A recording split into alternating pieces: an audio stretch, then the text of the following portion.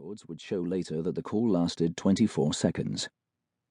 "Johan, please come to my house," he cried. "I shot Reeva. I thought she was an intruder.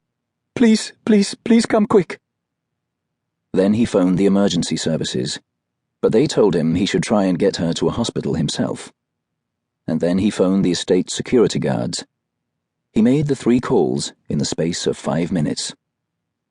With immense effort, grunting, sobbing, and gasping for air, he lifted up her drenched body, carried her out of the bathroom and down a passageway, towards a set of grey marble stairs, her head hanging limply on his left shoulder. The gun he had fired did not have normal bullets in the magazine. If they had, she might have survived. But he had used dum-dum bullets that, instead of simply penetrating their target, expanded on impact. When he was halfway down the stairs, with a dead or dying woman in his arms, a security guard called Peter Barber came in through the front door, joined moments later by Stunder and Stunder's adult daughter, Carice. Standing there too was a young man from Malawi called Frankie Chizuweni, who lived on the premises downstairs and worked for Pistorius as a gardener and housekeeper. Through his tears, he saw the 4 of them staring up at him, their hands covering their faces, muffling their gasps. He howled at them for help, but for a shocked instant, they stood rooted where they were, not wanting to believe what their eyes were seeing. But yes, that was Oscar Pistorius, the national hero, their gentle, well-mannered friend. That was Reeva, the smiling, warm, photographic model that all 4 of them had seen visiting the estate in recent months. She was in t-shirt and shorts, her long legs dangling from his arms. He wore only a pair of shiny basketball shorts, which reached down to his knees, covering the tops of his skin-colored prostheses with their plastic calves, feet and toes.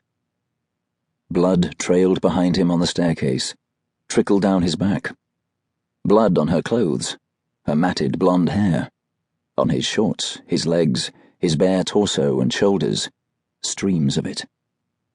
Stunder, the oldest of the 4, was the first to collect himself, calling out that an ambulance was on its way, and urging Pistorius to lay Reeva down on a rug by a sofa in the sitting room near the front door.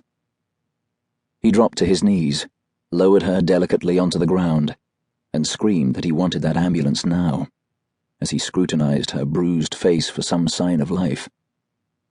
He put a finger between her lips, trying to prise open her mouth, as if that would make her breathe. With his other hand, he covered the wound on her crushed right hip, where the bleeding was heaviest. The gestures were as futile as they were desperate. There was no sign of breathing, no end to the hemorrhage. Carice Stunder placed a towel on Reeva's hip, asked him if he had some rope or some tape to staunch the blood in the 3rd wound on her left arm, conspiring with him in the frantic, make-believe struggle that they could do something, anything, to bring her back to life. 10 minutes had passed since he had fired the shots. Her eyes were closed and she made no sound. He fingered the inside of her wrist, searching for a pulse, finding none. "Please, God, please let her live. She must not die," he prayed. "Stay with me, my love, stay with me." 2 minutes after the others, a 5th witness entered the house, a doctor called Johan Stipp, who lived 100 yards away and had been woken by the sound of the shots. "What happened?"